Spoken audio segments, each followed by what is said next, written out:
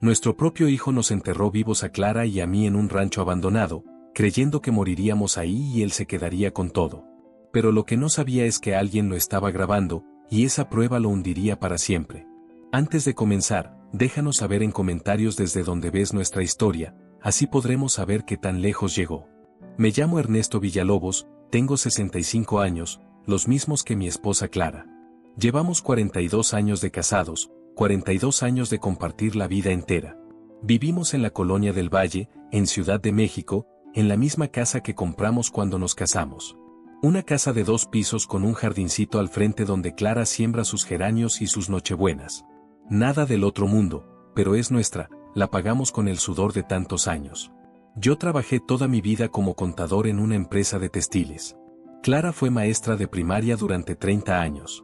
Nos conocimos en una kermés del barrio. Ella vendía tamales para juntar fondos para su escuela y yo me acerqué a comprarle 3, aunque no tenía hambre. Me enamoré de su sonrisa, de cómo se le iluminaban los ojos cuando hablaba de sus alumnos. Nos casamos al año siguiente, en una boda sencilla en la parroquia de San José. Alejandro nació 2 años después de la boda. Fue nuestro único hijo, y por eso mismo le dimos todo. Todo lo que pudimos darle y más. Recuerdo cuando era chiquito, de unos 4 o 5 años, y le encantaba que lo llevara cargado en los hombros. Gritaba emocionado señalando los árboles, los pájaros, todo le causaba asombro. Clara siempre dice que era un niño dulce, noble, de esos que abrazan con fuerza y no quieren soltarte. Lo metimos a las mejores escuelas que pudimos pagar. Hicimos sacrificios, como todos los padres. Dejamos de salir de vacaciones algunos años, yo trabajaba horas extra, Clara daba clases particulares los fines de semana. Pero valía la pena, o eso pensábamos. Alejandro era inteligente, sacaba buenas calificaciones, tenía amigos. Estudió administración de empresas en la universidad, se graduó con honores. Clara y yo lloramos de felicidad ese día, viendo a nuestro hijo con su toga y su birrete. Los primeros años después de que terminó la universidad fueron buenos. Alejandro consiguió trabajo en una empresa de marketing, ganaba bien, vivía en su propio departamento. Venía a visitarnos los domingos, comíamos juntos, platicábamos. Clara le preparaba sus platillos favoritos, el mole que tanto le gustaba de niño, las enchiladas suizas. Yo le preguntaba por su trabajo, por sus planes, y él nos contaba con esa energía que siempre tuvo. Pero hace como 5 años algo empezó a cambiar. Al principio fueron detalles pequeños, cosas que uno no nota hasta que se vuelven un patrón. Alejandro empezó a llegar menos seguido, a poner pretextos para no venir a comer. Cuando venía, ya no platicaba igual. Se quedaba callado, mirando el celular, respondiendo con monosílabos. Clara me lo comentaba preocupada por las noches, cuando nos acostábamos. Luego empezaron las peticiones de dinero. La primera vez vino con una historia de que necesitaba hacer un pago urgente de su departamento, que se le había pasado la fecha y le iban a cobrar intereses. Le prestamos 20,000 pesos sin pensarlo 2 veces. Es nuestro hijo, para eso estamos. Nos dijo que nos lo devolvería en 2 meses. Nunca lo hizo. Cuando le pregunté, meses después, se molestó. Me dijo que éramos sus padres, que no entendía por qué le cobraba. Después vinieron más solicitudes. Que necesitaba dinero para un negocio, que era una inversión segura, que nos iba a devolver el doble. Le dimos otros 30,000 pesos. Luego fueron 50,000. Nunca volvimos a ver ese dinero. Cada vez que sacábamos el tema, Alejandro se ponía a la defensiva, decía que estábamos obsesionados con el dinero, que éramos tacaños. Clara sufría mucho con eso. Una noche me encontró llorando en la cocina. Me dijo que no entendía qué había pasado con nuestro hijo, que dónde estaba ese niño cariñoso que la abrazaba y le decía que era la mejor mamá del mundo. Yo tampoco tenía respuestas. Intenté hablar con Alejandro varias veces, con calma, sin reproches.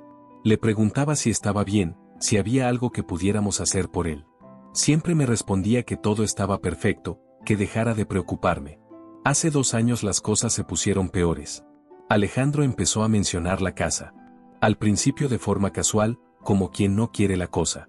Comentaba que la casa era muy grande para nosotros dos, que deberíamos pensar en venderla y mudarnos a algo más chico. Decía que a nuestra edad ya no necesitábamos tanto espacio, que era mucho trabajo mantener un jardín. Clara y yo no le hacíamos mucho caso. Esta es nuestra casa, aquí criamos a nuestro hijo, aquí están todos nuestros recuerdos. Pero Alejandro no dejaba el tema. Cada vez que venía lo sacaba a relucir. que si ya habíamos pensado en hacer testamento, que si teníamos claro cómo íbamos a repartir las cosas. Un día, comiendo, soltó una frase que se me quedó grabada. Dijo, mirando alrededor del comedor con esos ojos que ya no reconocía, que nosotros ya estábamos grandes, que ya no íbamos a disfrutar mucho tiempo de nada, que era mejor ir ordenando todo desde ahora. Clara se quedó helada con el tenedor en la mano. Yo sentí como si me hubieran dado un golpe en el estómago. Le pregunté qué quería decir con eso. Se rió nervioso y dijo que no lo tomáramos a mal, que solo era realista, que a los 65 años uno tiene que pensar en estas cosas. Que él solo quería ayudarnos a planear el futuro, a evitar problemas legales más adelante. Esa noche Clara y yo no pudimos dormir. Nos quedamos despiertos en la cama, en la oscuridad, hablando en susurros. Ella me preguntó si de verdad nuestro hijo estaba pensando en nuestra muerte como si fuera un trámite pendiente. Yo no supe qué responderle. Quería decirle que no, que estábamos malinterpretando las cosas, pero algo dentro de mí sabía que no era así. Los meses siguientes fueron difíciles. Alejandro venía cada vez menos a la casa, pero cuando aparecía era siempre con el mismo tema. La herencia, el testamento, la casa. Se había vuelto una obsesión para él. Ya no preguntaba por nuestra salud, por cómo estábamos, si necesitábamos algo. Solo quería hablar de dinero, de propiedades, de papeles. Una tarde llegó sin avisar. Clara estaba regando las plantas del jardín y yo leía el periódico en la sala. Entró con una carpeta bajo el brazo y esa sonrisa que ya no era la de antes, que parecía más bien una máscara. Nos dijo que tenía que hablar con nosotros de algo importante. Se sentó en el sillón de la sala, ese sillón que era su favorito cuando era niño, donde se acurrucaba a ver las caricaturas los sábados por la mañana. Abrió la carpeta y sacó unos documentos. Eran papeles de una notaría. Sin más preámbulos, nos dijo que había estado investigando y que lo mejor para todos era que le cediéramos la casa ahora, en vida. Que así evitaríamos impuestos, trámites engorrosos, problemas con el SAT. Habló durante 10 minutos sin parar, usando términos legales que sonaban importantes pero que a mí me parecieron puras excusas. Clara lo miraba sin decir nada, con los ojos cada vez más vidriosos. Yo sentí que la sangre me hervía. Le pregunté por qué tanta prisa, por qué no podía esperar a que las cosas siguieran su curso natural. Se molestó. Dijo que no entendíamos nada, que estaba tratando de ayudarnos, que éramos unos viejos necios que no veían lo que les convenía. Nunca nos había hablado así. Nunca. Clara se levantó del sillón y se fue a la cocina. Yo escuché cómo abría la llave del agua, seguramente para que no la oyéramos llorar. Le pedí a Alejandro que se fuera. Me miró con una frialdad que me partió el alma y guardó sus papeles.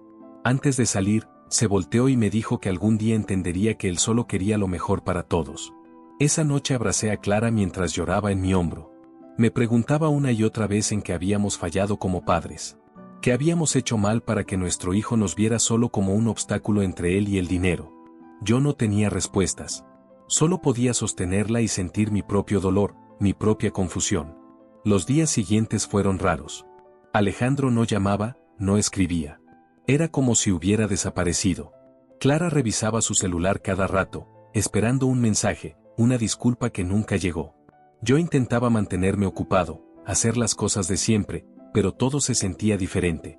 La casa, que siempre había sido nuestro refugio, ahora se sentía pesada, llena de preguntas sin respuesta. A las 2 semanas recibí una llamada suya. Sonaba distinto, más tranquilo, casi amable. Me dijo que quería disculparse, que había estado muy estresado con el trabajo, que no debió hablarnos así. Que extrañaba vernos, que extrañaba la comida de su mamá. Clara, que estaba a mi lado cuando contesté, me hizo señas de que pusiera el altavoz.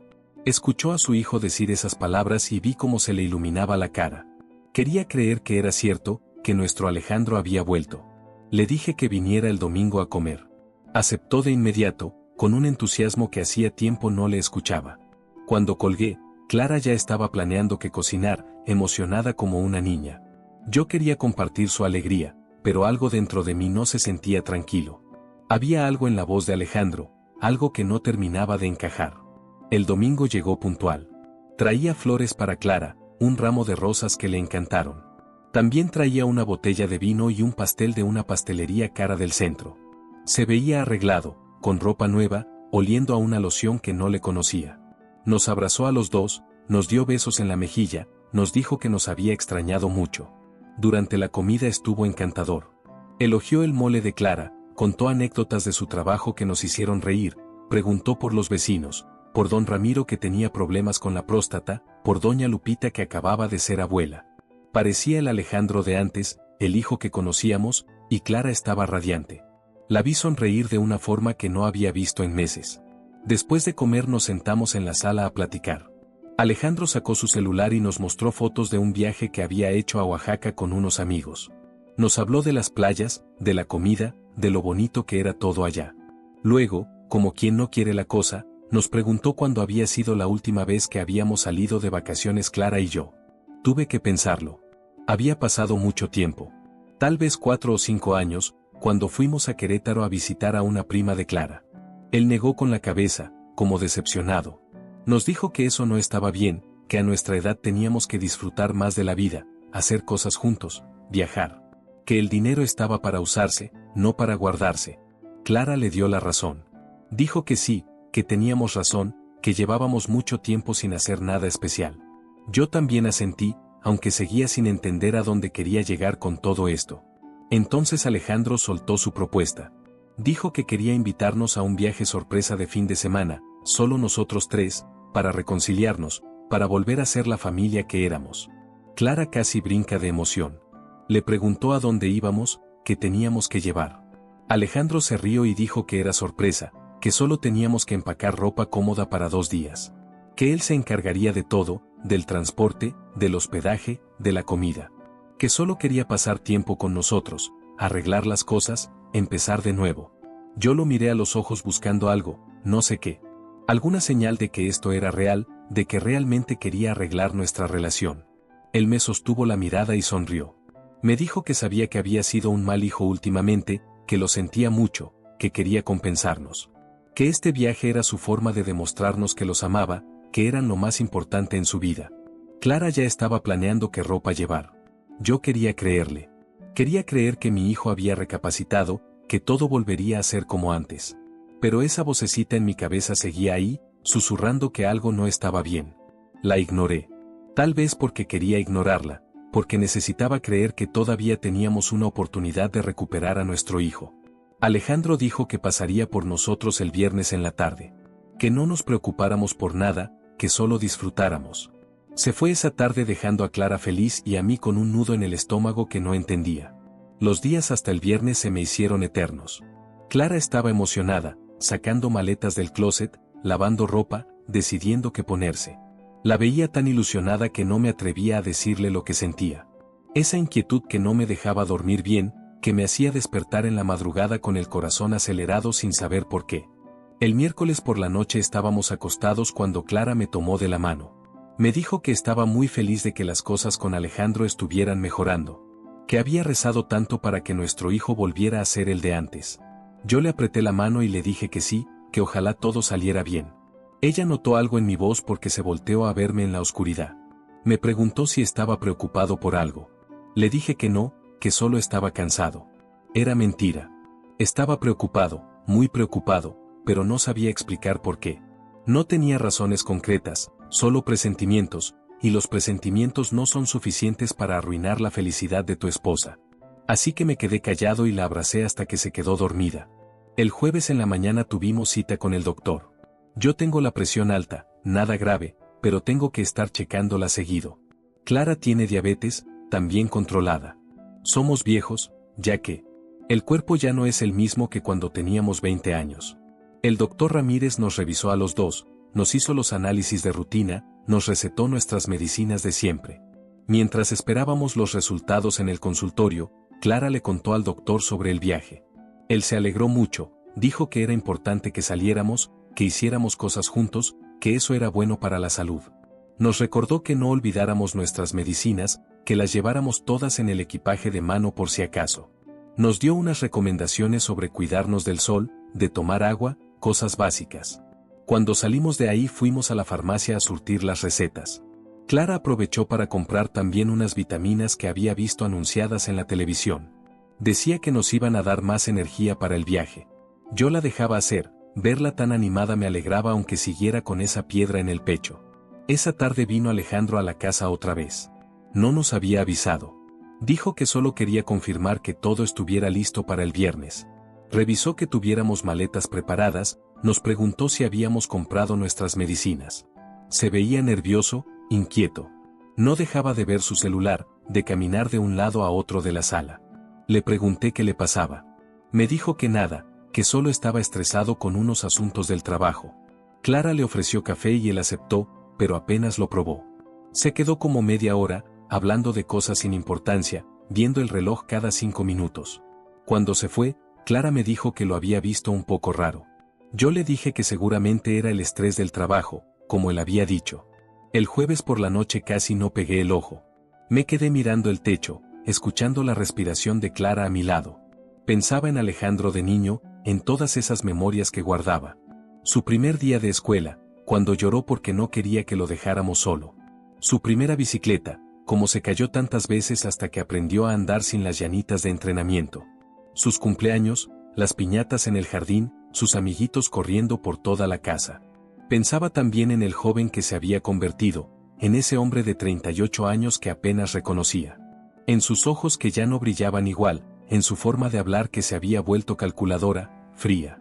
Me preguntaba cuándo había pasado, en qué momento lo perdimos. O si acaso nunca lo tuvimos realmente, si solo vimos en él lo que queríamos ver. Clara se movió en la cama y abrió los ojos. Me preguntó por qué no dormía. Le dije que estaba emocionado por el viaje. Ella sonrió y me dijo que ella también. Que hacía tanto que no hacíamos algo así los tres juntos. Me acurruqué junto a ella y cerré los ojos, obligándome a descansar. El viernes amaneció nublado.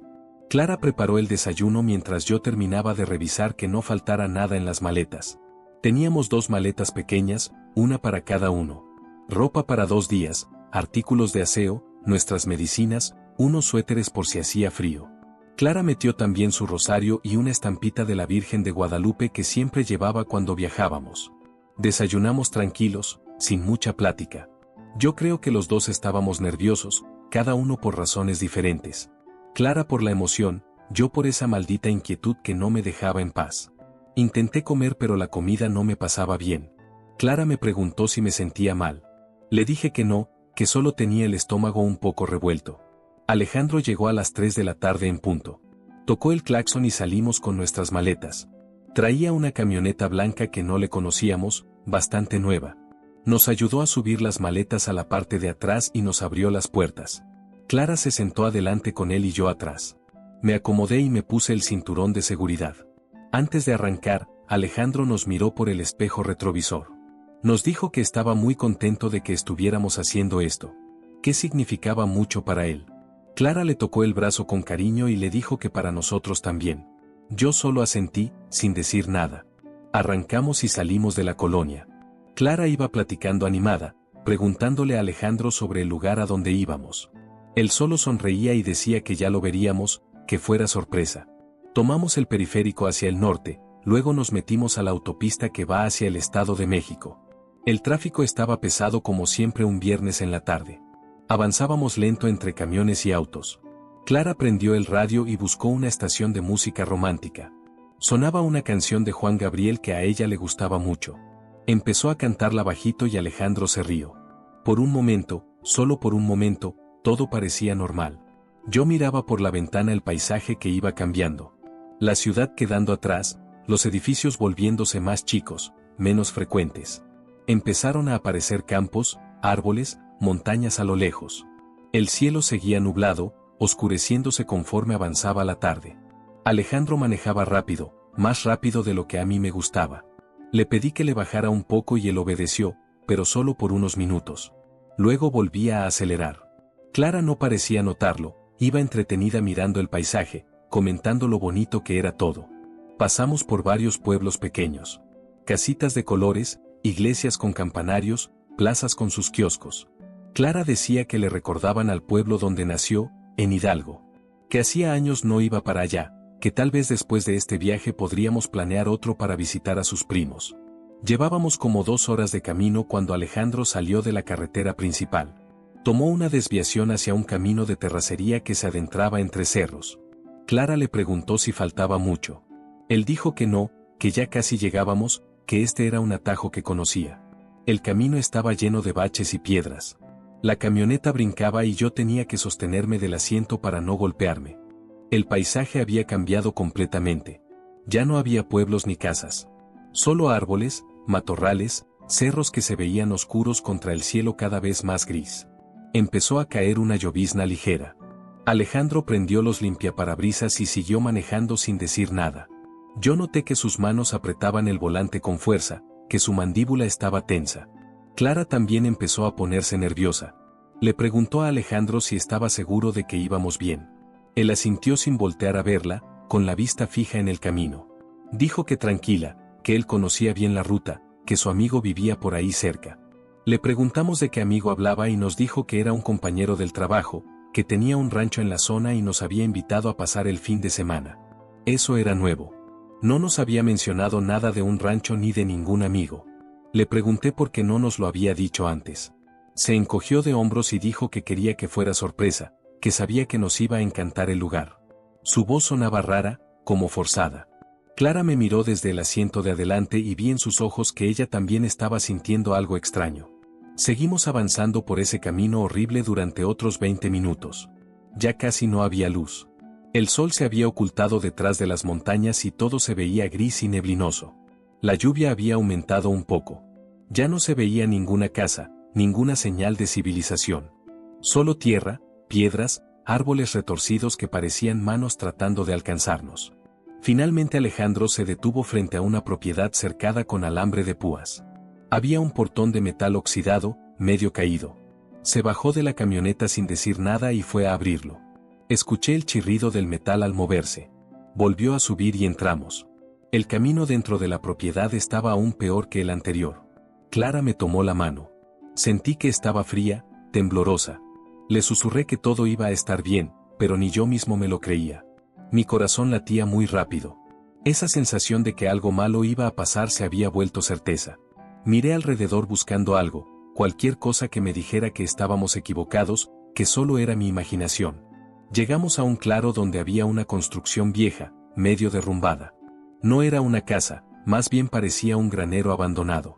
No había luces, no había otros carros, no había señales de que alguien viviera ahí.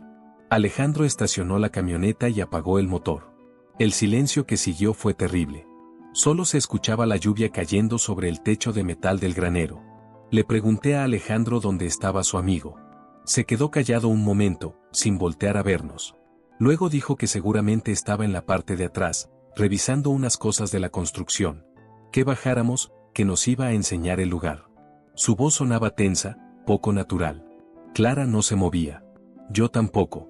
Alejandro se bajó de la camioneta y abrió la puerta de Clara. Le tendió la mano para ayudarla a bajar. Ella me miró pidiendo confirmación. Yo no sabía qué hacer. Todas las alarmas en mi cabeza estaban sonando, pero tampoco podíamos quedarnos ahí sentados para siempre. Asentí y me bajé también. El suelo estaba lodoso por la lluvia. Mis zapatos se hundían un poco con cada paso. Hacía frío, más frío del que había hecho en la ciudad. Clara se abrazó a sí misma. Alejandro caminó hacia el granero y nos hizo señas de que lo siguiéramos. Cada paso que daba me costaba más trabajo. Mis piernas se sentían pesadas, como si supieran algo que mi mente todavía no quería aceptar. Entramos al granero. Adentro olía a humedad, a tierra mojada, a abandono. Había herramientas viejas tiradas por todos lados, tablones podridos, telarañas en las esquinas. Alejandro prendió la linterna de su celular. La luz iluminaba nuestras caras desde abajo, haciéndonos ver fantasmales. Clara preguntó otra vez dónde estaba el amigo. Alejandro dijo que debía estar afuera, que fueran a buscarlo. Salimos por una puerta trasera que daba a un terreno más amplio. La lluvia había parado pero todo estaba mojado y resbaloso.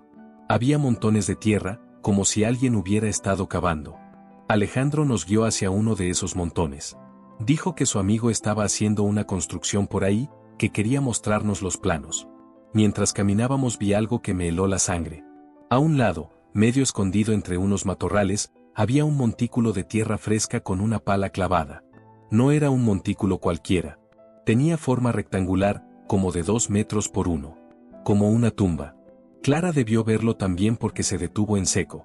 Alejandro siguió caminando unos pasos más antes de darse cuenta de que no lo seguíamos. Se volteó y nos miró. En la penumbra sus ojos brillaban de una forma que nunca había visto. Ya no había nada de cariño en esa mirada, nada de nuestro hijo. Solo algo frío, calculador, desesperado. Le pregunté qué era eso, señalando el montículo de tierra. Él no contestó. Solo se quedó ahí parado, mirándonos. El silencio se extendió entre nosotros como un abismo. Clara empezó a retroceder, jalándome del brazo. Yo también quería salir corriendo, pero mis piernas no respondían. Entonces Alejandro dio un paso hacia nosotros. Luego otro. Sacó algo del bolsillo de su chamarra. Al principio no vi qué era. Luego la luz del atardecer que quedaba se reflejó en metal. Era una pistola. Mi hijo tenía una pistola en la mano y nos estaba apuntando. Clara gritó. Yo traté de ponerme delante de ella, de protegerla, pero Alejandro nos gritó que no nos moviéramos. Su voz había cambiado completamente. Ya no era la voz de mi hijo. Era la voz de un extraño, de alguien capaz de cualquier cosa. Nos dijo que camináramos hacia el montículo de tierra, que no hiciéramos las cosas más difíciles. Le pregunté qué estaba haciendo, por qué estaba haciendo esto. Él se rió, pero no era una risa normal. Era una risa amarga, llena de rabia. Dijo que por fin iba a tener lo que le correspondía, que ya estaba cansado de esperar a que nos muriéramos, que necesitaba ese dinero ahora. Que la casa, las cuentas de banco, todo iba a ser suyo. Clara lloraba, rogándole que parara, que no hiciera esto. Le decía que éramos sus padres, que lo habíamos dado todo por él. Alejandro gritó que nunca le habían dado nada, que otros padres les compraban coches a sus hijos, que otros padres los ayudaban a poner negocios, que nosotros solo éramos unos miserables que guardaban su dinero como si fuera oro. Yo traté de razonar con él. Le dije que si necesitaba dinero se lo daríamos, que no hacía falta esto. Que podíamos ir a un banco el lunes, sacar lo que necesitara, darle lo que quisiera. Él negó con la cabeza. Dijo que no era suficiente, que nunca iba a ser suficiente. Que tenía deudas enormes, que debía dinero a gente peligrosa, que necesitaba todo. La casa, las cuentas, los ahorros, todo. Clara se dejó caer de rodillas en el lodo. Suplicaba entre sollozos, con las manos juntas como si estuviera rezando. Le decía a Alejandro que la matara a ella pero que dejara ir a su papá. Yo también caí de rodillas junto a ella, abrazándola. Le dije a mi hijo que nos matara a los dos entonces, que no podíamos vivir sabiendo que él había sido capaz de esto. Alejandro se acercó más, apuntándonos con la pistola. Su mano temblaba. Vi lágrimas corriendo por sus mejillas, pero su expresión seguía siendo dura, decidida. Nos dijo que lo sentía, que no había otra forma. Que cuando encontraran nuestros cuerpos parecería un asalto, un secuestro que salió mal. Que él heredaría todo y podría empezar de nuevo, pagar sus deudas, ser libre. Le pregunté cómo iba a vivir con eso, cómo iba a dormir por las noches sabiendo lo que había hecho. Me dijo que aprendería, que con dinero se olvida todo. Que en unos años ni siquiera se acordaría de este momento. Sus palabras me dolieron más que cualquier golpe físico. Mi hijo, el niño que había cargado en mis hombros, que había enseñado a andar en bicicleta, se había convertido en esto. Entonces escuchamos un ruido. Era como un zumbido, distante pero cada vez más cercano. Alejandro volteó hacia el cielo, frunciendo el ceño. Yo también miré hacia arriba y vi una luz parpadeante entre las nubes bajas. Era un dron, de esos que usan para grabar. Volaba en círculos sobre la propiedad. Alejandro maldijo en voz alta. Guardó rápidamente la pistola y nos gritó que nos levantáramos. Nos jaló del brazo con violencia, arrastrándome a Clara y a mí hacia el granero. Ella tropezó y casi se cae, pero yo la sostuve. Alejandro nos empujó adentro del edificio destartalado, mirándonos con odio puro en los ojos. Nos dijo que nos quedáramos ahí callados, que no hiciéramos ningún ruido. Que tenía que pensar, que todo se estaba complicando. Salió otra vez afuera y lo vimos caminar de un lado a otro, hablando solo, jalándose el cabello. El dron seguía ahí arriba, girando, grabando.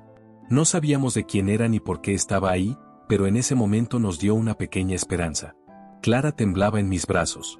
Yo traté de calmarla, de decirle que íbamos a estar bien, pero mi propia voz salía quebrada. Sentía un dolor en el pecho, una opresión terrible. Me preocupaba que fuera el corazón. A mi edad, con la presión alta y todo este estrés, no sería raro que me diera un infarto. Pero no podía darme ese lujo. Clara me necesitaba. Alejandro volvió a entrar al granero después de unos minutos que parecieron horas. El dron se había ido o al menos ya no lo escuchábamos.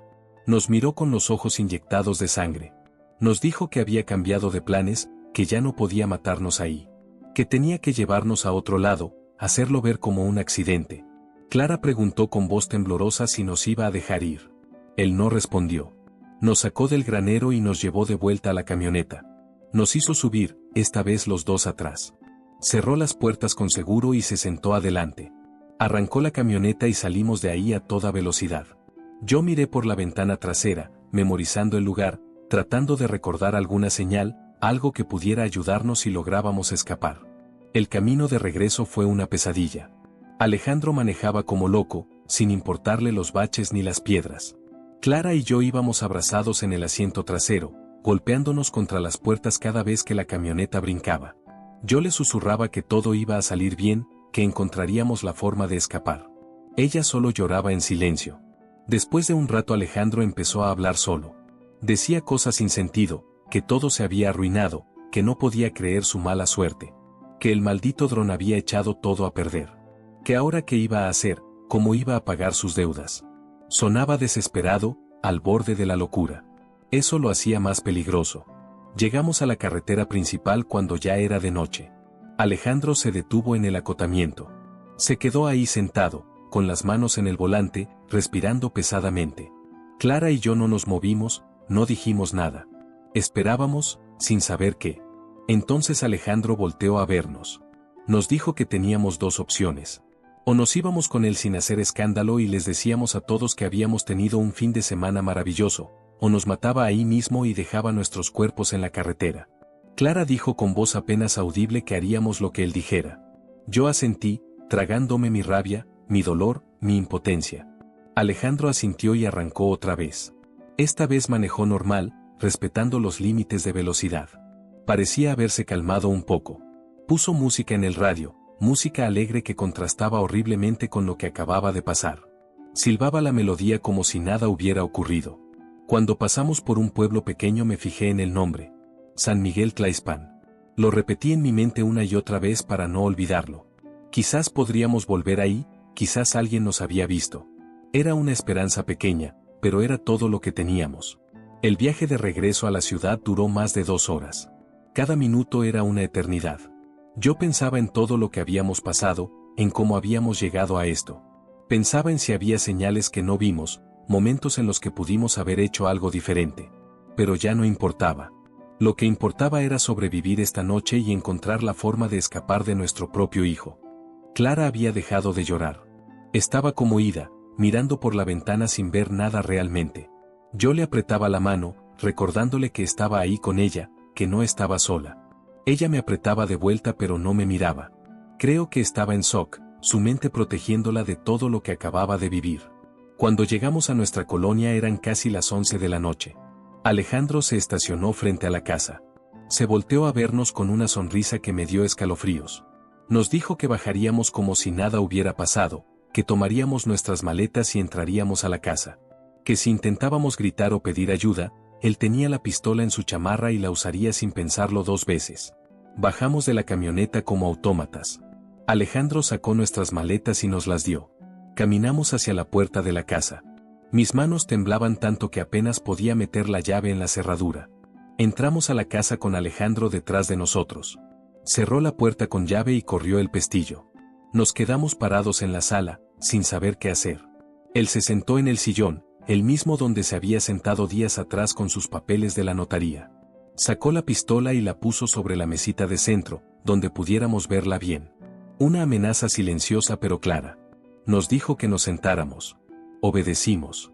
Clara y yo en el sofá grande, tomados de la mano. Alejandro nos miraba como si estuviera pensando, calculando su próximo movimiento. El reloj de la pared marcaba las 11:30. Afuera todo estaba oscuro y silencioso. Nadie sabía lo que estaba pasando aquí adentro. Alejandro empezó a hablar. Dijo que teníamos que firmar unos papeles. Que había traído los documentos en la camioneta y los iba a buscar.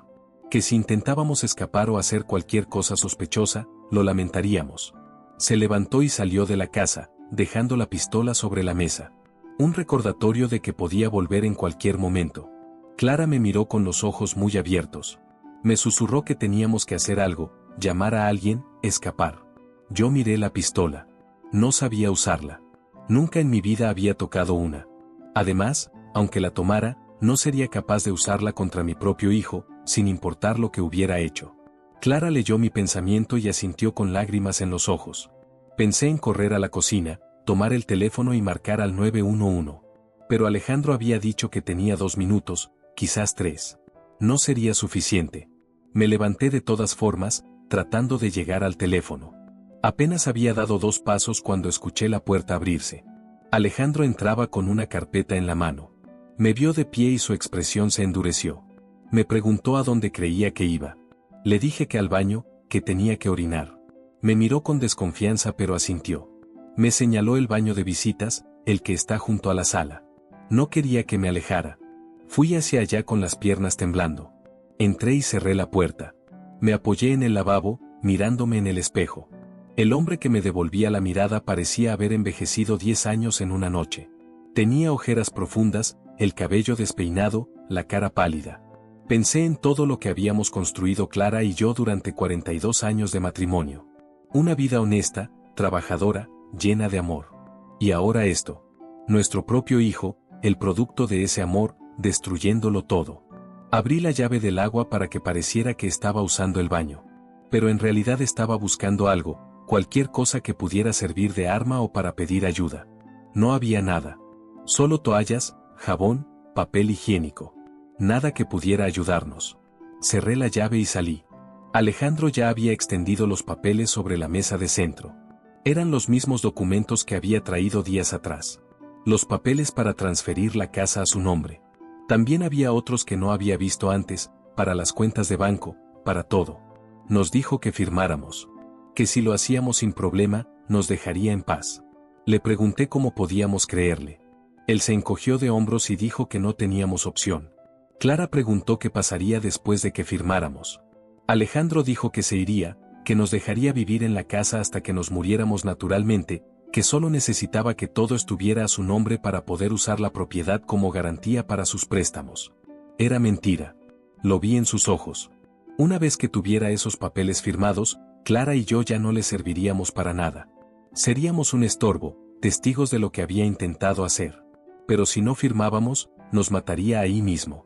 No teníamos opciones buenas, solo una que nos daba un poco más de tiempo. Le dije que firmaríamos. Clara me miró sorprendida. Yo le apreté la mano suavemente, tratando de comunicarle sin palabras que teníamos que ganar tiempo, que algo se nos ocurriría. Ella entendió y asintió. Alejandro nos pasó una pluma. Primero firmé yo, en todos los lugares donde me señalaba. Mi mano temblaba tanto que la firma apenas se parecía a la mía. Luego fue el turno de Clara. Ella tomó la pluma pero no podía controlar el temblor de sus dedos. La tinta manchaba el papel en algunos lugares. Alejandro se impacientaba. Le gritó que se apurara, que ya no tenía toda la noche. Clara empezó a llorar otra vez mientras intentaba firmar. Yo le puse mi mano sobre la suya, ayudándola a sostener la pluma, guiándola. Cuando terminamos, Alejandro recogió los papeles con una sonrisa. Los metió en la carpeta y la abrazó contra su pecho como si fuera lo más valioso del mundo. Quizás para él lo era.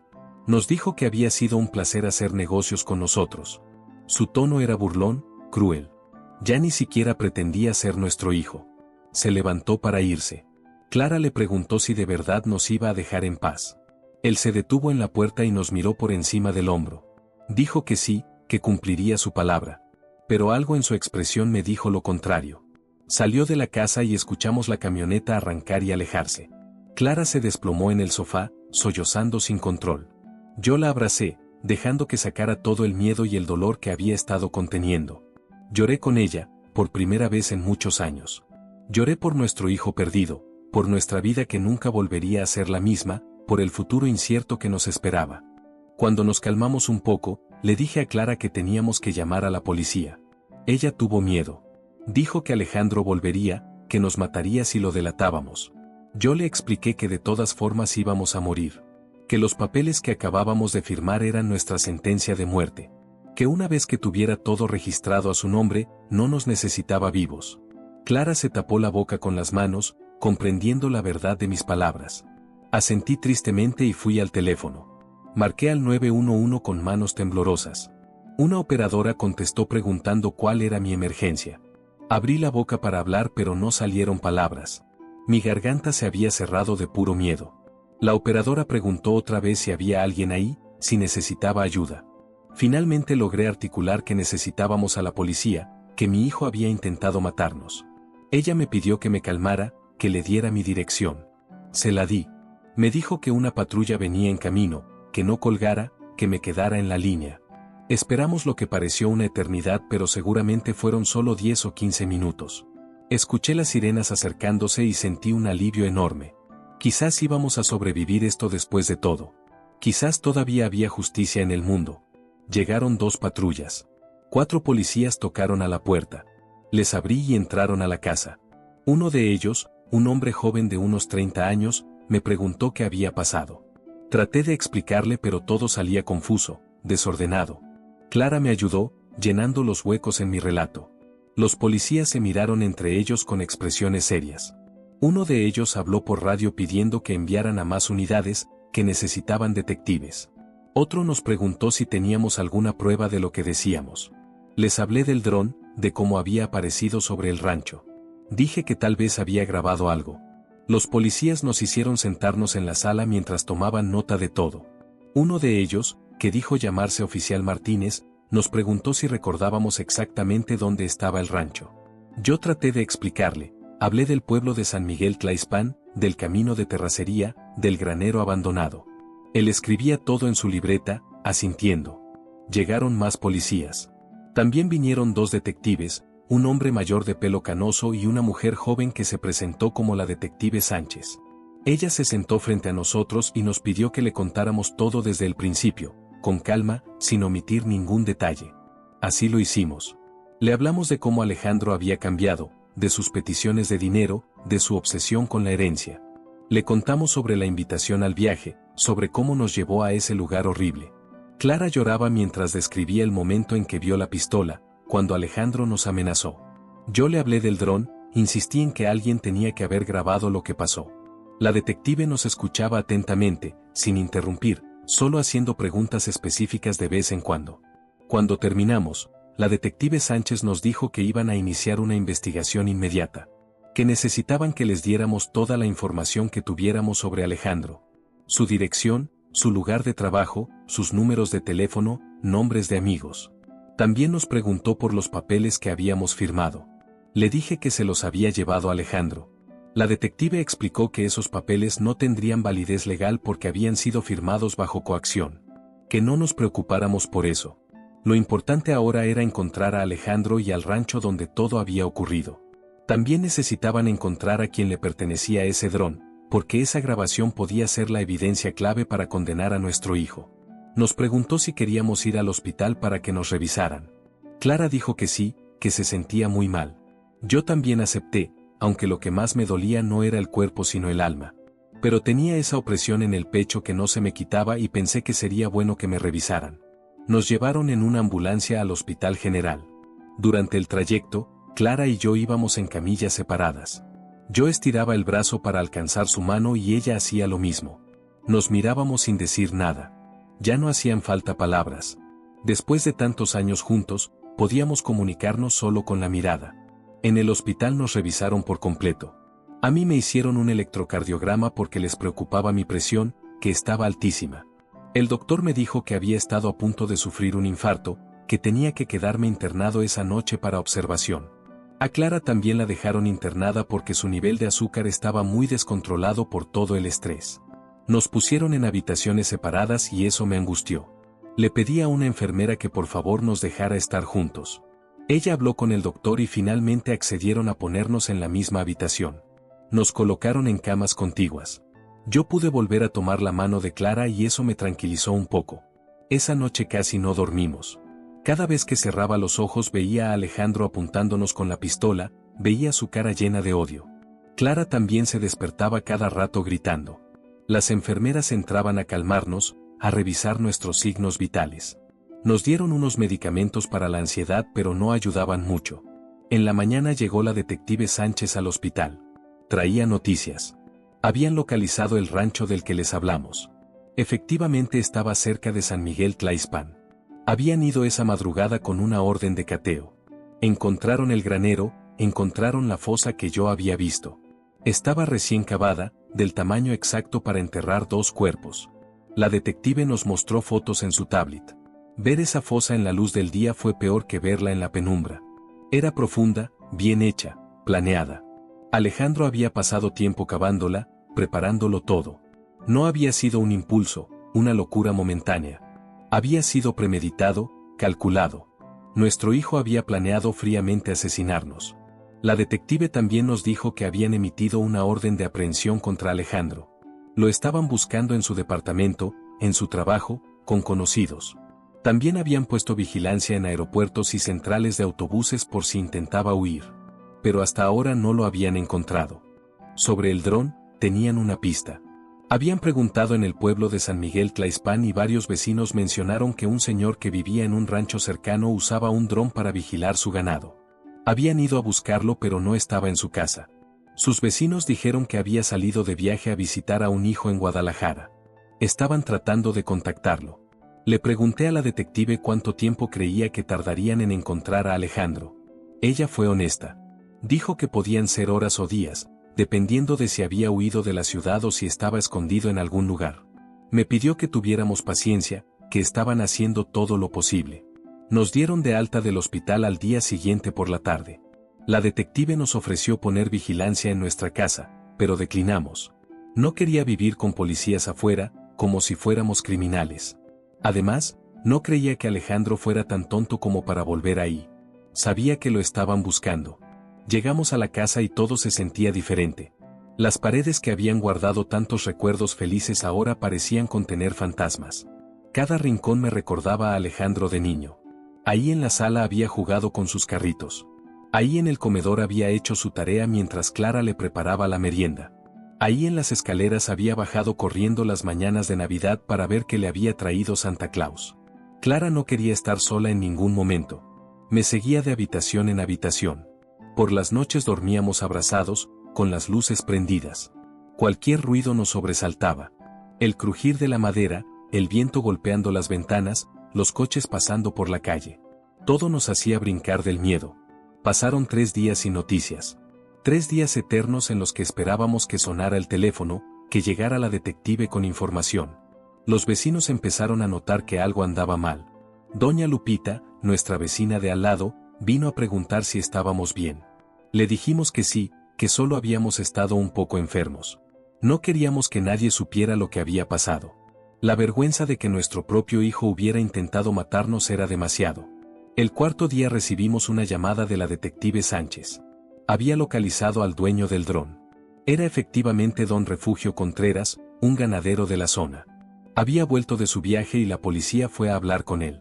El señor recordaba haber volado su dron ese viernes porque una de sus vacas había desaparecido y quería buscarla desde el aire. Don Refugio les dijo a los detectives que efectivamente había grabado algo extraño en el rancho vecino. Había visto una camioneta blanca, había visto a un hombre joven con 2 personas mayores. Le pareció raro porque sabía que ese rancho llevaba años abandonado. Decidió grabar por curiosidad, por si después necesitaba reportar intrusos al dueño de la propiedad. La detective nos dijo que don Refugio había entregado voluntariamente la memoria del dron con la grabación, que estaban analizándola en ese momento, que nos llamaría en cuanto tuviera más información. Colgué el teléfono con las manos temblando. Era real. Había una grabación. Había pruebas de lo que Alejandro había intentado hacer. Clara preguntó qué había dicho la detective. Se lo conté todo. Ella se persignó y murmuró una oración. Luego me miró con los ojos llenos de lágrimas y me preguntó cómo íbamos a vivir después de esto. Cómo íbamos a seguir adelante sabiendo que nuestro hijo nos quiso matar. No tuve respuesta para ella.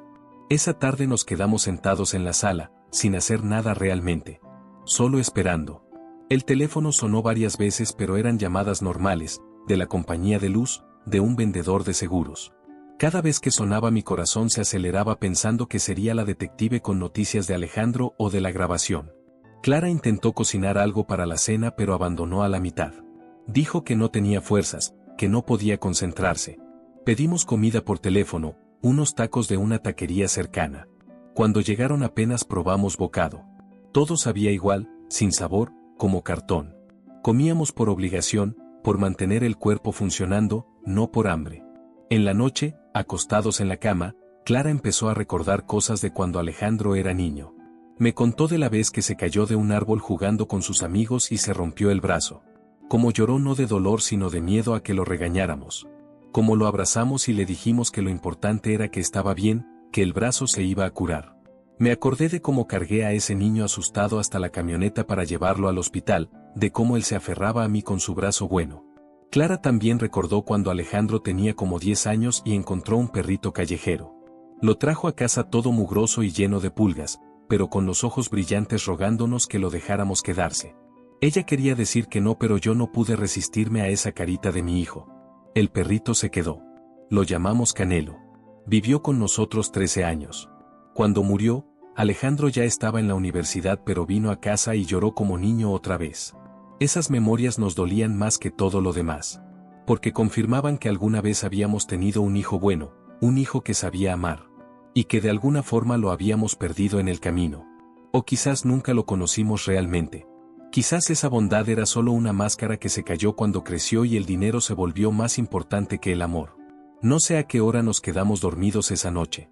Solo recuerdo que Clara lloraba suavemente y yo le acariciaba el cabello como había hecho miles de veces en nuestros 42 años juntos.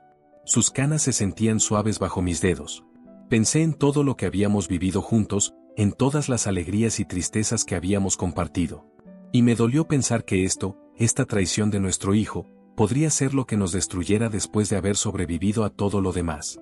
A la mañana siguiente, temprano, nos despertó el timbre de la puerta. Eran apenas las 7. Me levanté asustado, pensando que podría ser Alejandro. Pero cuando miré por la ventana vi el coche de la detective Sánchez estacionado afuera. Bajé a abrir en pijama, sin importarme mi apariencia. La detective entró con una expresión seria. Traía una laptop bajo el brazo. Clara bajó también, poniéndose una bata sobre el camisón. Nos sentamos en la sala y la detective abrió su computadora sobre la mesa de centro. Nos dijo que tenía que mostrarnos algo, que había revisado la grabación del dron y que necesitaba que la viéramos para confirmar que esas personas éramos nosotros. Le dije que sí, que estaba listo para ver lo que fuera. Ella apretó play. En la pantalla apareció una vista aérea del rancho. Se veía el granero, el terreno lodoso, los montículos de tierra. La imagen temblaba un poco por el viento. Luego la cámara se acercó más y pude ver 3 figuras. Una camioneta blanca estacionada. Mi corazón empezó a latir más rápido. En el video se veía a Alejandro guiándonos por el terreno. Nos veía a Clara y a mí caminando despacio, mirando alrededor con confusión. La calidad de la imagen no era perfecta, pero se distinguía todo claramente. Luego vimos el momento en que Alejandro sacaba la pistola. Clara gritó al verlo otra vez, aunque era solo un video. Yo le apreté la mano. En el video nos veíamos a nosotros cayendo de rodillas. Clara suplicando. Yo abrazándola. Alejandro apuntándonos con el arma. Luego se veía como él volteaba hacia arriba, notando el dron. Cómo nos empujaba hacia el granero. Como todo terminaba cuando desaparecíamos dentro del edificio. La detective pausó el video. Nos preguntó si confirmábamos que esos éramos nosotros y que el hombre con la pistola era nuestro hijo Alejandro. Con voz quebrada le dije que sí. Clara solo pudo asentir, tapándose la boca con las manos para no vomitar. La detective Sánchez cerró la laptop. Nos dijo que con esa evidencia tenían suficiente para acusar a Alejandro de intento de homicidio, secuestro, amenazas y extorsión. Que la sentencia podría ser de 20 a 40 años de prisión dependiendo de cómo se desarrollara el juicio. Le pregunté si ya lo habían encontrado. Ella negó con la cabeza. Dijo que seguían buscándolo pero que Alejandro parecía haber desaparecido. Nos explicó que probablemente había huido de la ciudad, quizás del estado o incluso del país. Que tenían alertas en todos los puntos de salida pero que si había usado documentos falsos o había cruzado por puntos no oficiales, sería muy difícil atraparlo. Sin embargo, nos aseguró que tarde o temprano lo encontrarían. Que no podría esconderse para siempre. Después de que la detective se fue, Clara y yo nos quedamos sentados en silencio. Era extraño saber que había una grabación de eso, que otras personas la verían, que se volvería evidencia en un juicio. Que nuestra tragedia familiar sería expuesta para que todos la juzgaran. Pero también era un alivio. Sin esa grabación, quién sabe si alguien nos habría creído. Habría sido nuestra palabra contra la de Alejandro, y él siempre fue muy convincente. Los días siguientes fueron una mezcla de miedo y esperanza. Miedo de que Alejandro apareciera de repente, de que intentara terminar lo que había empezado. Esperanza de que lo atraparan pronto y pudiéramos empezar a sanar. Algunos vecinos empezaron a hacer preguntas. Habían visto los coches de la policía, a los detectives entrando y saliendo. Ya no podíamos seguir ocultando la verdad.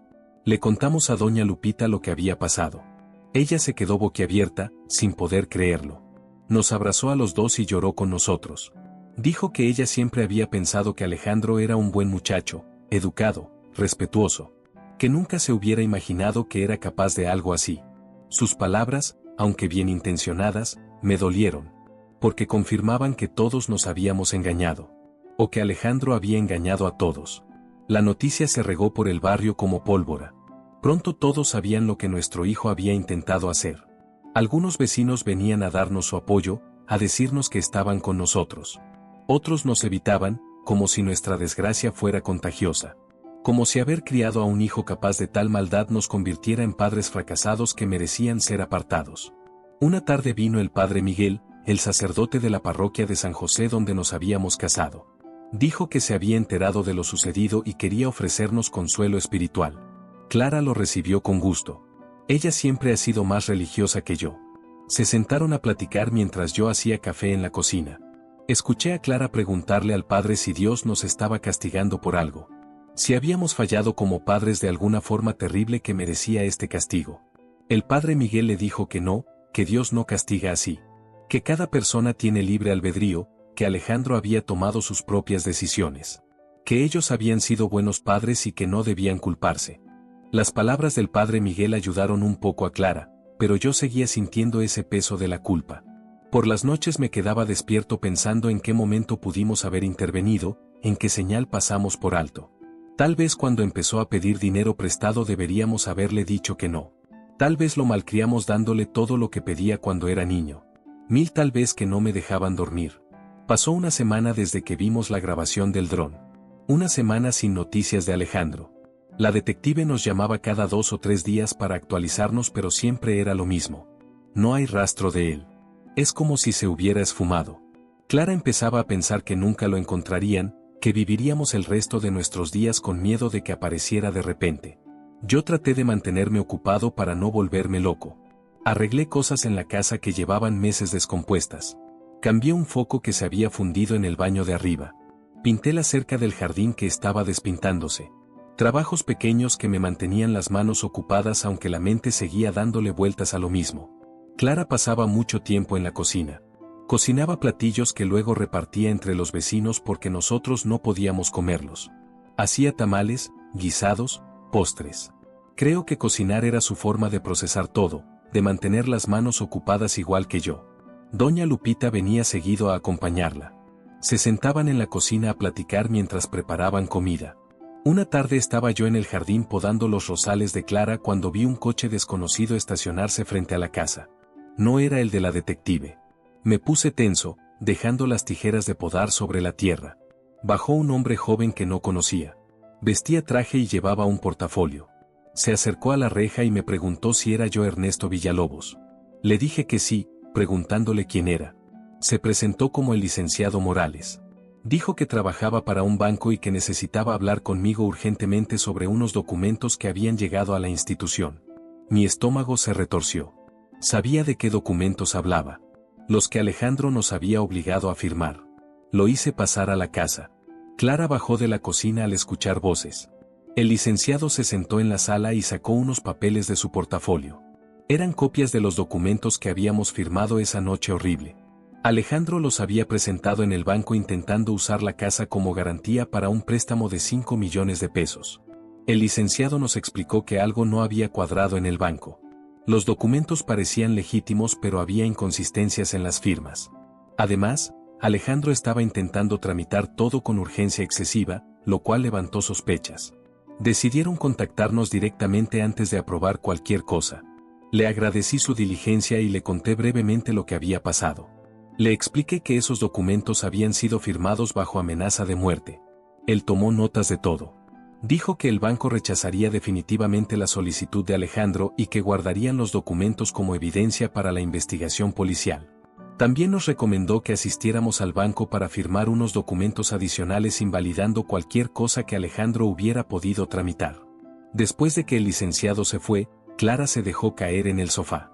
Dijo que no podía creer que Alejandro hubiera sido tan descarado, que incluso después de lo que había pasado, de saber que lo estaban buscando, había intentado usar esos papeles. Eso significaba que seguía en la ciudad, o al menos lo había estado hace poco. Llamé inmediatamente a la detective Sánchez para informarle. Ella se emocionó con la noticia. Dijo que esto era una pista importante. Le pedí los datos del banco y del licenciado para ir a investigar. También me dijo que pondría vigilancia en sucursales bancarias por si Alejandro intentaba hacer algo similar en otro lado. Esa noche me costó más trabajo que nunca conciliar el sueño. Saber que Alejandro seguía en la ciudad, que seguía tramando formas de robarnos, me llenaba de una rabia que no sabía que podía sentir. Toda mi vida había sido un hombre tranquilo, pacífico. Pero ahora entendía a esa gente que habla de venganza, de querer hacer justicia con sus propias manos. Clara me notó inquieto. Me preguntó en qué pensaba. Le dije la verdad. Que pensaba en Alejandro, en lo que le haría si lo tuviera enfrente. Ella me abrazó y me pidió que no hablara así. Que la venganza no nos devolvería al hijo que perdimos, que solo nos convertiría en algo que no éramos. Tenía razón, pero las emociones no siempre responden a la razón. 2 días después recibimos otra llamada de la detective. Tenía buenas noticias. Habían encontrado a Alejandro. Lo habían arrestado en una casa de empeño en la colonia Doctores. Estaba tratando de vender unas joyas. Joyas que reconocí de inmediato cuando la detective me las describió por teléfono. Eran las que yo le había regalado a Clara en nuestro aniversario número 30. Las había sacado de nuestra casa en algún momento sin que nos diéramos cuenta. La detective Sánchez nos dijo que Alejandro estaba detenido, que lo habían llevado a la delegación. Que si queríamos podíamos ir a verlo, aunque nos advirtió que no era obligatorio. Que entendería perfectamente si no queríamos enfrentarlo todavía. Clara dijo inmediatamente que no quería ir. Yo tampoco estaba seguro. Parte de mí quería verlo, gritarle, preguntarle por qué. Otra parte de mí nunca quería volver a ver su cara. Pasaron las horas y no podía dejar de pensar en Alejandro encerrado en una celda. Mi hijo. El niño que había cargado en mis hombros. El joven del que había estado tan orgulloso. Ahora un criminal detenido por intentar asesinar a sus propios padres. Era surreal. Como una pesadilla de la que no podía despertar. Clara preparó la cena esa noche, pero ninguno de los dos comió nada. Solo nos quedamos sentados en la mesa, mirándonos. Finalmente ella dijo que teníamos que ir a verlo. Que necesitábamos el cierre, las respuestas. Que no podríamos seguir adelante si no lo enfrentábamos. Yo no estaba de acuerdo, pero tampoco tenía argumentos fuertes en contra. Solo miedo de lo que sentiría al verlo otra vez. Llamé a la detective Sánchez y le dije que iríamos a la delegación al día siguiente. Ella nos dio la dirección y el horario de visitas.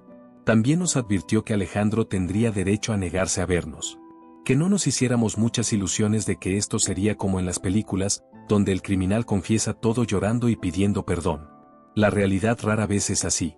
Esa noche Clara rezó durante horas. La escuché desde la cama murmurar avemarías y Padre Nuestros. Rezaba por nosotros, por nuestra seguridad, por nuestra sanación. También rezaba por Alejandro. Pedía que Dios lo iluminara, que lo hiciera ver el mal que había hecho. Yo no pude rezar. Me había enojado con Dios después de todo esto. Si existía y era bueno, ¿cómo había permitido que esto pasara? En la mañana nos levantamos temprano. Nos arreglamos con cuidado, como si nos estuviéramos preparando para algo importante. Supongo que lo era. Clara se puso un vestido azul que Alejandro siempre le había dicho que le gustaba. Yo me puse mi traje gris, el mismo que usaba para ocasiones especiales. Era extraño vestirnos bien para ir a ver a nuestro hijo en la cárcel. El trayecto a la delegación fue silencioso. Tomamos un taxi porque ninguno de los dos se sentía con ánimos de manejar. El taxista intentó hacer conversación, pero se dio cuenta rápido de que no estábamos de humor y dejó de hablar. Solo el ruido del radio llenaba el coche. Llegamos a la delegación. Era un edificio gris, feo, intimidante. Había policías por todos lados, gente entrando y saliendo. Clara me tomó del brazo con fuerza. Entramos y nos presentamos en la recepción. Nos hicieron esperar como media hora antes de que apareciera la detective Sánchez. La detective Sánchez nos saludó con una expresión seria. Nos llevó por un pasillo largo con paredes de un verde deslavado que me recordó a los hospitales viejos. El olor a desinfectante mezclado con sudor era casi insoportable. Clara apretaba mi brazo cada vez más fuerte. Yo podía sentir su temblor a través de la tela de mi saco. Nos hizo pasar a una sala pequeña con una mesa de metal y 4 sillas. Había una ventana de vidrio grueso que daba a otra habitación igual. La detective nos explicó que Alejandro entraría del otro lado, que hablaríamos a través de unos teléfonos. Que no había peligro, que el vidrio era a prueba de balas y que habría guardias presentes todo el tiempo. Nos sentamos en las sillas duras. Esperamos. Cada minuto parecía una hora. Clara sacó su rosario del bolso y empezó a pasar las cuentas entre sus dedos, moviendo los labios en silencio. Yo solo miraba el vidrio, ese espejo oscuro donde pronto aparecería el rostro de nuestro hijo. Escuchamos una puerta abrirse del otro lado. Entraron 2 guardias. Entre ellos venía Alejandro. Llevaba un uniforme naranja de prisión, tenía esposas en las manos. Se veía demacrado, con ojeras profundas, el cabello despeinado. Ya no era el hombre bien arreglado que había venido a buscarnos para ese viaje maldito. Parecía otra persona. Cuando nos vio se detuvo. Los guardias tuvieron que empujarlo suavemente para que siguiera caminando. Lo sentaron en la silla frente a nosotros. Uno de los guardias le quitó las esposas y lo encadenó a un aro de metal en la mesa. Luego ambos guardias se quedaron de pie cerca de la puerta, observando. Alejandro miraba hacia abajo, sin atreverse a levantar la vista. Clara tomó el teléfono de su lado con mano temblorosa. Yo tomé el mío. Del otro lado, Alejandro finalmente alzó la mirada y tomó su teléfono. Sus ojos, esos ojos que alguna vez brillaron con inocencia, ahora se veían apagados, vacíos. Clara habló primero. Su voz salía quebrada a través del teléfono. Le preguntó cómo había llegado a esto, cómo había sido capaz de planear matarnos. Alejandro cerró los ojos. Cuando los abrió había lágrimas corriendo por sus mejillas. Dijo con voz apenas audible que lo sentía mucho. Yo exploté. Le grité que sentirlo no era suficiente. Que nos había llevado a un rancho abandonado con la intención de enterrarnos vivos. Que nos había apuntado con una pistola. Que nos había obligado a firmar papeles bajo amenaza de muerte. Que incluso después de todo eso había intentado usar esos papeles para robarnos. Los guardias del otro lado se pusieron alertas pero no intervinieron. Alejandro dejó que me desahogara. Cuando terminé, cuando ya no me quedaban palabras, él empezó a hablar. Nos contó que tenía deudas de juego. Que había empezado apostando en línea hace como 3 años. Al principio eran apuestas pequeñas, por diversión. Pero luego se volvió una adicción.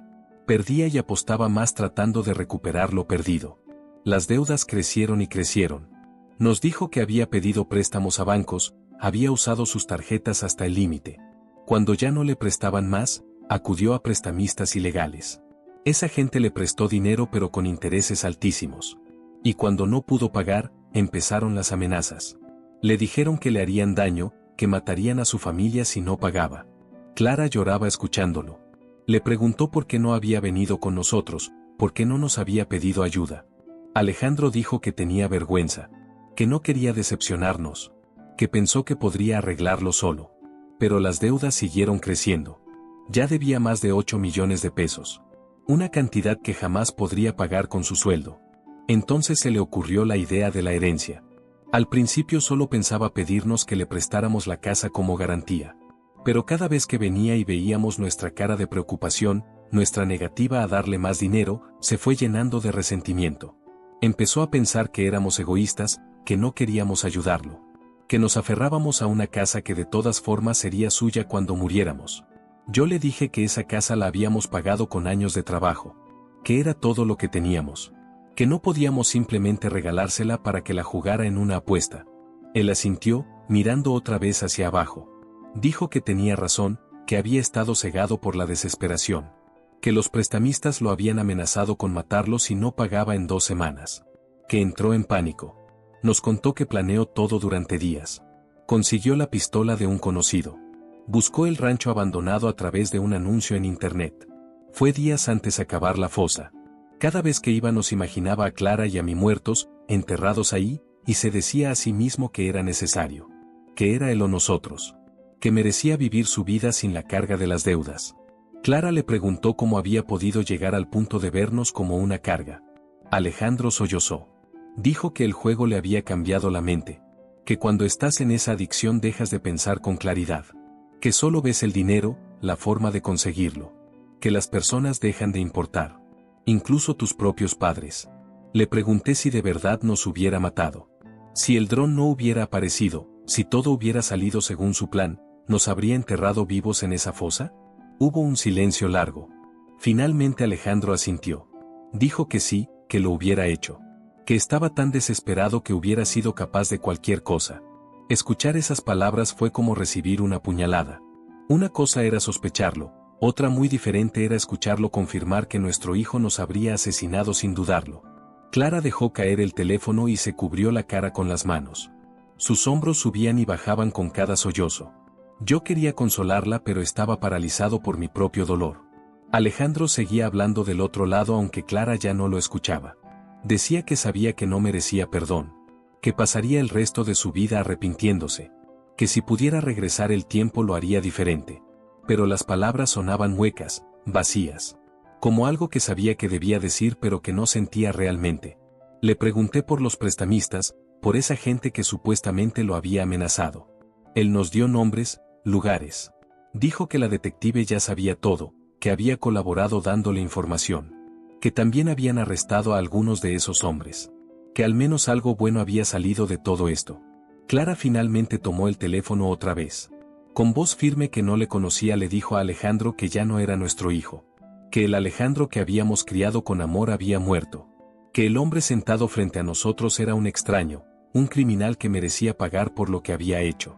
Alejandro empezó a llorar más fuerte, rogando que no dijera eso. Yo le dije que Clara tenía razón. Que podíamos perdonar muchas cosas pero no esto. No el intento calculado de asesinarnos por dinero. Que cooperaríamos completamente con la fiscalía para asegurarnos de que recibiera la sentencia máxima posible. Que no movería ni un dedo para ayudarlo legal o económicamente. Que debería haber pensado en las consecuencias antes de actuar. Alejandro gritó que éramos sus padres, que tenían que ayudarlo. Que era su obligación. Yo me levanté de la silla. Le dije que nuestra única obligación ahora era con nosotros mismos, con nuestra propia supervivencia y sanación. Que él había roto todo lazo que nos unía cuando cavó esa fosa con nuestros nombres. Clara también se levantó. Nos dimos la vuelta para irnos. Alejandro golpeaba el vidrio con las manos encadenadas, gritando que esperáramos. Los guardias se acercaron a controlarlo.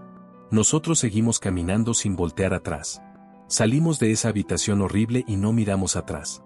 La detective Sánchez nos esperaba afuera de la sala. Nos miró a la cara y supo que había sido difícil. No nos preguntó cómo había estado. Solo nos ofreció agua y nos llevó a su oficina para que nos recuperáramos un poco antes de irnos. Nos sentamos en unas sillas frente a su escritorio. Yo tomé el vaso de agua pero mis manos temblaban tanto que derramé un poco. La detective nos explicó lo que vendría después. Habría un juicio. Nosotros seríamos los testigos principales. Tendríamos que declarar, contar todo lo que había pasado. La defensa de Alejandro probablemente trataría de argumentar que había estado bajo presión por las amenazas de los prestamistas, que no estaba en sus cabales. Pero con la grabación del dron y nuestra declaración, el caso era sólido. Nos dijo que el Ministerio Público iba a pedir la sentencia máxima. Por intento de homicidio calificado, con la agravante de ser contraascendientes, más secuestro y extorsión, Alejandro podría enfrentar hasta 40 años de prisión. Quizás más si lograban probar premeditación, cosa que era evidente por la fosa que había cavado días antes. Le pregunté cuánto tiempo pasaría antes del juicio. Ella dijo que probablemente varios meses. Que el sistema judicial era lento. Mientras tanto, Alejandro permanecería en prisión preventiva. No había forma de que le dieran libertad bajo fianza considerando la gravedad de los cargos y el riesgo de fuga que representaba. Cuando salimos de la delegación el sol nos pegó fuerte en la cara. Era mediodía. Habíamos estado ahí apenas 2 horas pero se sentían como días. Clara se aferró a mi brazo mientras buscábamos un taxi. Ninguno de los dos hablaba. Creo que no teníamos palabras para describir lo que sentíamos. En el taxi de regreso a casa, Clara rompió el silencio. Me dijo que se sentía vacía, como si le hubieran arrancado algo del pecho. Yo entendía exactamente a qué se refería. Era como un duelo, pero por alguien que seguía vivo. Habíamos perdido a nuestro hijo aunque técnicamente seguía existiendo. El Alejandro que conocimos ya no estaba. Había muerto sin morir. Llegamos a la casa y todo se sentía diferente otra vez. como si cada vez que salíamos y volvíamos, la casa cambiara un poco más. Los recuerdos felices que había contenido se iban difuminando, siendo reemplazados por el peso de esta tragedia. Clara subió directamente a la recámara. Yo me quedé en la sala, sin saber qué hacer conmigo mismo. Doña Lupita vino en la tarde a traernos comida. Dijo que había hecho un pollo en mole, que sabía que era nuestro favorito. Le agradecimos, pero le dijimos que no teníamos hambre. Ella insistió en dejar el tupper, dijo que cuando nos sintiera mejor lo calentáramos. Se sentó con nosotros un rato, en silencio solidario. A veces el silencio dice más que 1000 palabras. En los días siguientes empezamos a recibir llamadas de periodistas. Se había filtrado la noticia del arresto de Alejandro y la naturaleza del crimen. Querían entrevistarnos, conocer nuestra versión de la historia. Algunos ofrecían dinero. Yo los mandaba a todos al demonio. No íbamos a convertir nuestro dolor en un espectáculo para el morbo de otros. Sin embargo, no pudimos evitar que los periódicos publicaran la historia. Una mañana don Ramiro tocó a la puerta con el periódico en la mano. En la sección policíaca había una nota. El titular decía: hijo intenta enterrar vivos a sus padres por herencia. Había una foto de Alejandro, tomada de su perfil de redes sociales, donde salía sonriendo. Parecía un buen muchacho. Nadie diría que era capaz de lo que había hecho. La nota contaba los hechos de forma sensacionalista. Mencionaba la fosa, el dron, el arresto. También incluía información sobre las deudas de juego de Alejandro, datos que seguramente habían obtenido de fuentes policiales. Nos citaban como el matrimonio de la tercera edad que había sobrevivido milagrosamente. Leer eso me revolvió el estómago. Nuestra tragedia reducida a 3 párrafos en un periódico. Clara no quiso leer la nota. Dijo que no necesitaba que le recordaran lo que habíamos vivido. Tenía razón. Guardé el periódico en un cajón. Quizás algún día querría volver a verlo, tener prueba física de que todo esto había pasado realmente y no era solo una pesadilla. La fiscalía nos contactó para preparar nuestras declaraciones. Fuimos a una oficina del Ministerio Público donde una licenciada muy joven nos hizo cientos de preguntas. Nos preguntó detalles que habíamos tratado de olvidar. Tuvimos que revivir cada momento horrible. Clara lloraba mientras respondía. Yo trataba de mantenerme firme, pero mi voz se quebraba constantemente. La licenciada nos explicó que era importante que nuestra declaración fuera consistente y detallada. Que la defensa trataría de encontrar contradicciones para desacreditar nuestro testimonio. Nos dijo que cuando llegara el momento del juicio tendríamos que estar preparados para que el abogado de Alejandro nos interrogara de forma agresiva. Que era su trabajo hacer que pareciéramos poco confiables. Le pregunté si realmente creía que habría juicio o si Alejandro aceptaría un acuerdo. Ella dijo que lo más probable era un juicio completo. Que con la evidencia tan contundente, la fiscalía no tenía razón para ofrecer un acuerdo favorable. Que querían sentar un precedente, mostrar que este tipo de crímenes no se toleraban. Pasaron las semanas. Octubre se convirtió en noviembre. El clima se volvió más frío. Clara pasaba mucho tiempo en la iglesia. Iba a misa casi todos los días. Decía que ahí encontraba paz, un respiro de los pensamientos que la atormentaban. Yo la acompañaba a veces, pero no encontraba el mismo consuelo. Seguía enojado con Dios, con el destino, con todo. Una tarde estaba en el jardín cuando el cartero trajo una carta certificada. Era del abogado defensor de Alejandro. La abrí con manos temblorosas. Era una solicitud para que visitáramos a Alejandro otra vez, que él quería hablar con nosotros. Que tenía información importante que compartir. Que estaba muy arrepentido y quería nuestra bendición. Le mostré la carta a Clara. Ella la leyó y la rompió en pedazos. Dijo que no volvería a ver a Alejandro, que no tenía nada más que decirle. Que cualquier cosa que quisiera comunicar podía hacerlo a través de los abogados. Yo estuve de acuerdo. No podíamos seguir dejando que nos manipulara, que jugara con nuestros sentimientos. Llamé al abogado defensor y le dije que no iríamos. Él trató de convencerme, dijo que Alejandro estaba muy deprimido en la cárcel, que había intentado hacerse daño. Que necesitaba el apoyo de su familia. Le respondí que ya no éramos su familia. Que había cortado esos lazos él mismo cuando decidió cavarnos una tumba. El abogado colgó molesto. Esa noche Clara tuvo una pesadilla. La escuché gritar desde el cuarto. Corrí a despertarla. Estaba empapada en sudor, temblando. Me dijo que había soñado que estábamos en la fosa, enterrados vivos, sintiendo la tierra llenar nuestras bocas y narices. Que no podíamos respirar, que gritábamos pero nadie nos escuchaba. La abracé hasta que se calmó, susurrándole que estábamos a salvo, que estábamos en casa. Pero la verdad era que ninguno de los dos se sentía realmente a salvo. Cada ruido extraño en la noche nos sobresaltaba. Habíamos puesto cerraduras nuevas en todas las puertas y ventanas. Teníamos un teléfono al lado de la cama con el número de emergencias marcado. Vivíamos con miedo constante de que algo más pudiera pasar. Don Ramiro sugirió que nos mudáramos. Que esta casa tenía demasiados recuerdos, muchos malos y buenos. Que empezar de nuevo en otro lugar podría ayudarnos a sanar. Clara consideró la idea, pero yo me negué. Esta era nuestra casa. La habíamos comprado con nuestro esfuerzo. No íbamos a dejar que Alejandro nos la quitara de esta forma también. Aquí nos quedaríamos. En diciembre llegó la noticia de que la fecha del juicio estaba fijada para febrero. Tendríamos que pasar las fiestas navideñas con eso pendiendo sobre nosotros. Clara dijo que no quería poner árbol de Navidad ni decoraciones. Que no se sentía con ánimo de celebrar nada. Yo estuve de acuerdo. Estas serían las primeras Navidades sin Alejandro. Sin nuestro hijo. Un asiento vacío en la mesa que gritaba su ausencia. La Navidad llegó y se fue en silencio. Doña Lupita y don Ramiro nos invitaron a cenar con ellos, pero declinamos. No queríamos arruinar su celebración con nuestra tristeza. Nos quedamos en casa, Clara y yo solos, viendo películas viejas en la televisión. Comimos algo sencillo, unos tamales que nos había traído una vecina. A las 12 de la noche nos dimos un abrazo y nos deseamos salud. Eso era todo lo que podíamos pedir ya. Salud para seguir adelante. El año nuevo tampoco fue muy diferente. Escuchamos los cohetes y la música de las fiestas de los vecinos, pero nosotros nos acostamos temprano. No había nada que celebrar. El año que terminaba había sido el peor de nuestras vidas. El que empezaba prometía ser difícil también con el juicio en el horizonte. En enero recibimos la visita de la licenciada del Ministerio Público. Venía a prepararnos para el juicio que empezaría en 3 semanas. Nos explicó cómo sería el proceso. Primero se presentarían las pruebas. La grabación del dron, los documentos firmados bajo amenaza, el testimonio de don Refugio, el dueño del dron, los reportes policiales del rancho y la fosa. Luego vendría nuestro testimonio. Primero declararía yo, después Clara.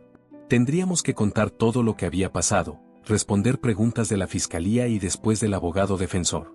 La licenciada nos advirtió que el abogado defensor trataría de hacernos quedar mal, de sugerir que exagerábamos, que quizás habíamos malinterpretado las intenciones de Alejandro. Clara preguntó cómo era posible que alguien malinterpretara que te apunten con una pistola y te lleven a una fosa cavada. La licenciada suspiró.